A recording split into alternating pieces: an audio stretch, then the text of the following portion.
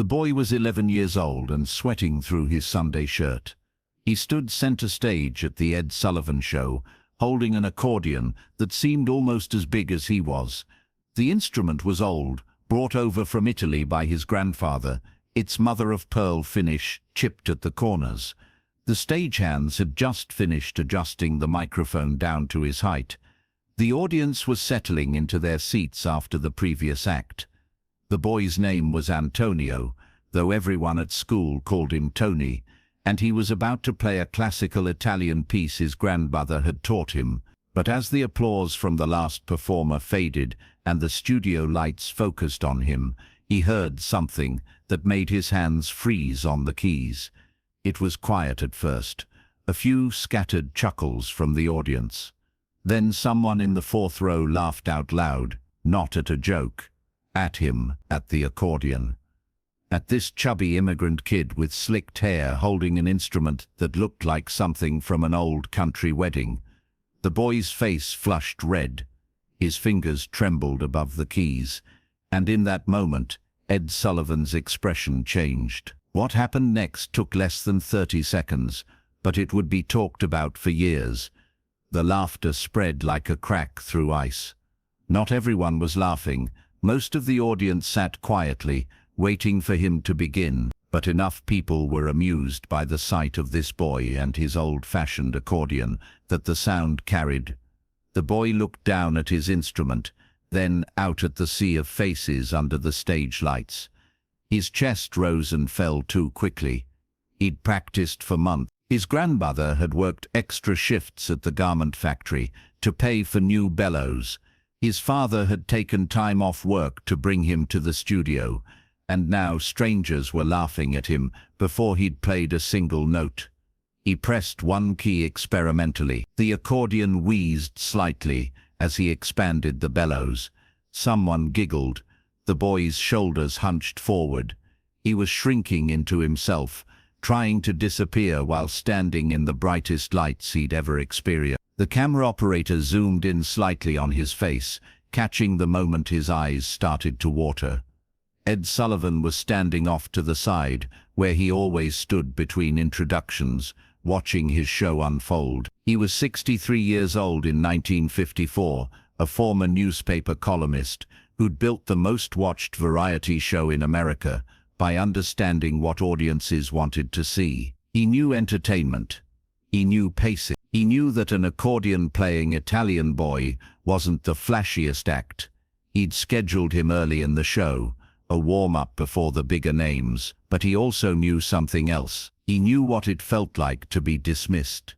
He'd grown up Irish Catholic in a Protestant neighborhood. He'd been mocked for his stiff on-camera presence, his awkward gestures, his lack of showmanship. Critics called him wooden.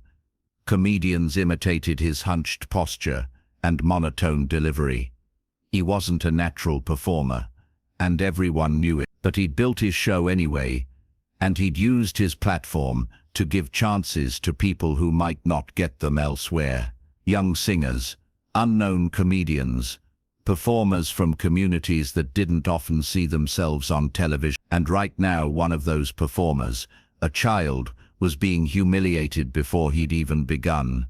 Sullivan had a choice in that moment. He could let it play out. The boy would probably manage to play something. The audience would applaud politely at the end, and they'd move on to the next segment. The laughter would fade. The boy would go home with a story about being on television, even if the memory was tinged with shame. That was the safe choice, the professional choice. Don't interfere with the flow of the show.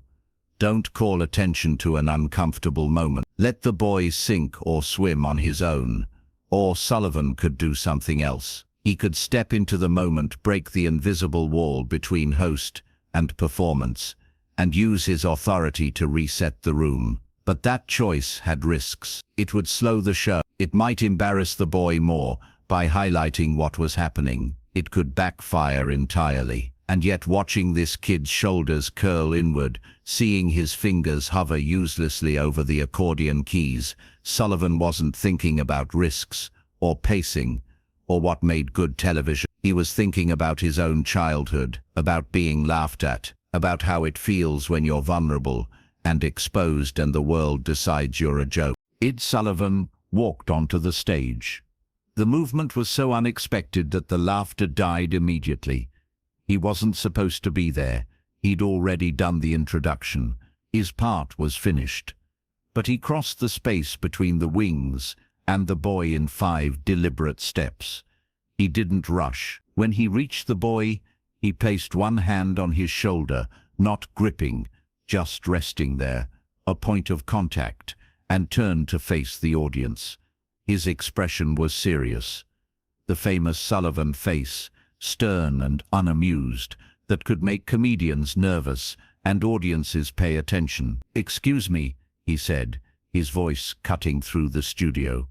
The room went completely silent. "Before this young man plays, I want to say something." He paused, his hand still on the boy's shoulder. "Some of you were laughing just now. I heard it." This boy heard it. The audience shifted uncomfortably. No one was laughing anymore. "He's 11 years old. He's standing on this stage in front of all of you, in front of cameras, about to share something he loves. That takes courage. More courage than most of us have." Sullivan looked down at the boy, whose eyes were wide with surprise. "I want you to give him the respect he deserves. Not polite respect, real respect. The kind you'd want if you were standing where he is." The weight of Sullivan's words settled over the studio like snow. This wasn't playful banter. This wasn't scripted. This was Ed Sullivan, the most powerful man in variety television, publicly calling out his own audience for cruelty. Some people looked down at their hands. Others sat straighter in their seats, chastened. Sullivan turned back to the boy. "What's the name of the piece you're playing?" His voice was gentler now, conversational. The boy swallowed. "Tarantella," he managed, his voice barely above a whisper. "Bella, Tarantella." Sullivan nodded. "Beautiful choice.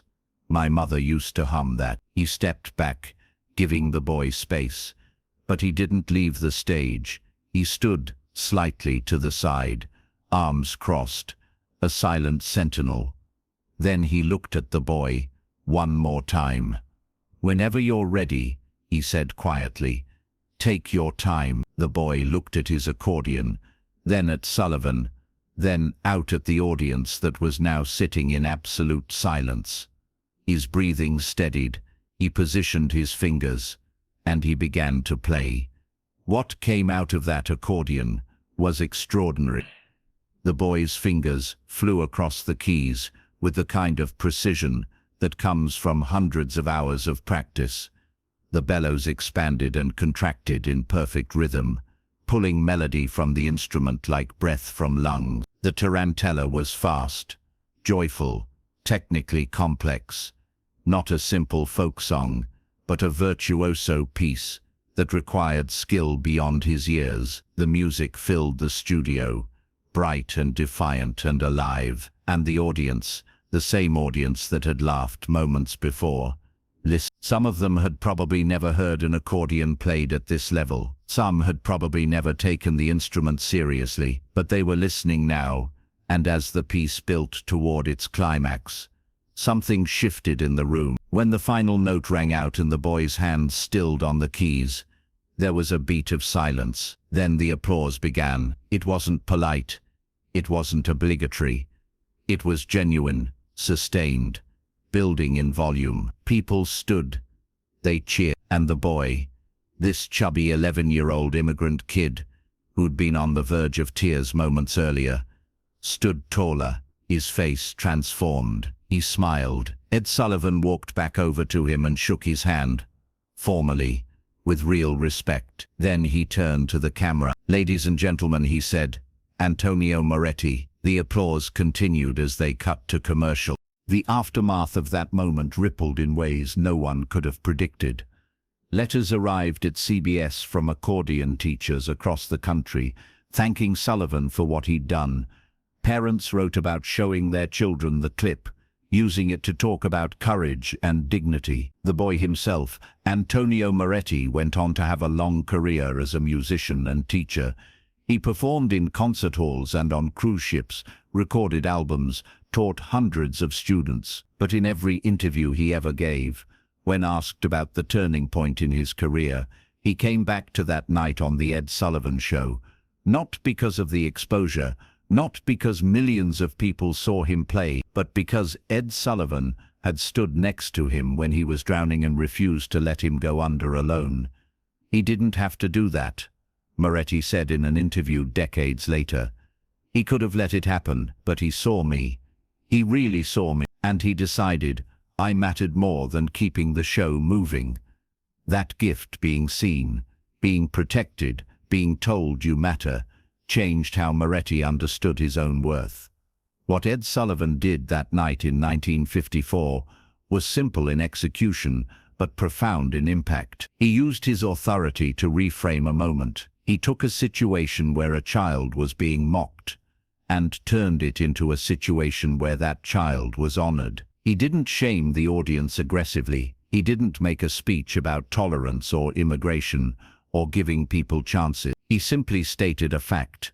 This boy deserves your respect. And because it came from Ed Sullivan, in that context, with that gravity, it worked. The audience listened, they adjusted their behavior, and a boy who was about to be broken by their laughter instead experienced something close to triumph. This is what power looks like when it's used well. Not dominating, not controlling, but protecting, creating space for vulnerability to transform into strength. Standing between cruelty and its target and saying quietly but firmly, no, not here, not now, not to this child. Sullivan's show ran for 23 years, from 1948 to 1971. Thousands of performers crossed that stage. Elvis Presley, the Beatles, Ella Fitzgerald, every major cultural figure of the era appeared at some point. But the people who worked on the show, who saw what happened backstage and between segments, often pointed to moments like this one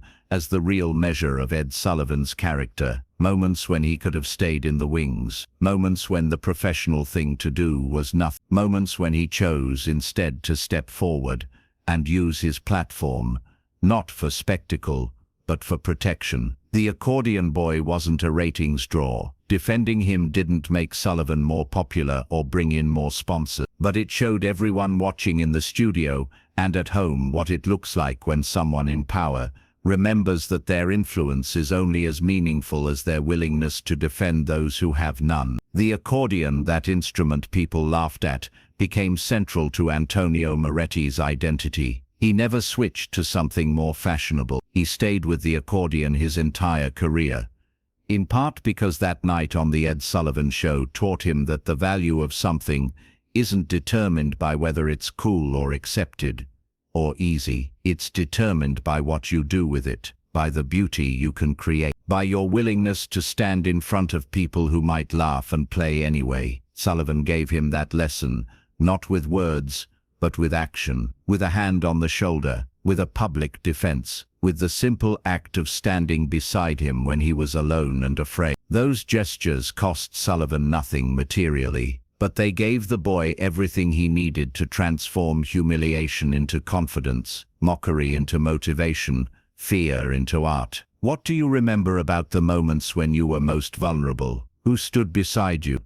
Who used their influence to protect you when they could have looked away? Those are the people who shape us, not the ones who give us opportunities when we're strong and confident and already successful, but the ones who see us when we're breaking and decide we're worth defending. Ed Sullivan had every reason to stay off that stage. The show was running. The moment would pass. The boy would survive. But surviving isn't the same as being protected. Being protected teaches you that you're valuable, that your dignity matters. That cruelty doesn't have to be accepted just because it's convenient to ignore. Sullivan understood that, and in 30 seconds, with a few quiet sentences and a hand on a child's shoulder, he demonstrated what moral authority actually looks like. If this story reminded you of something important about protection, about dignity, about using power to defend rather than impress.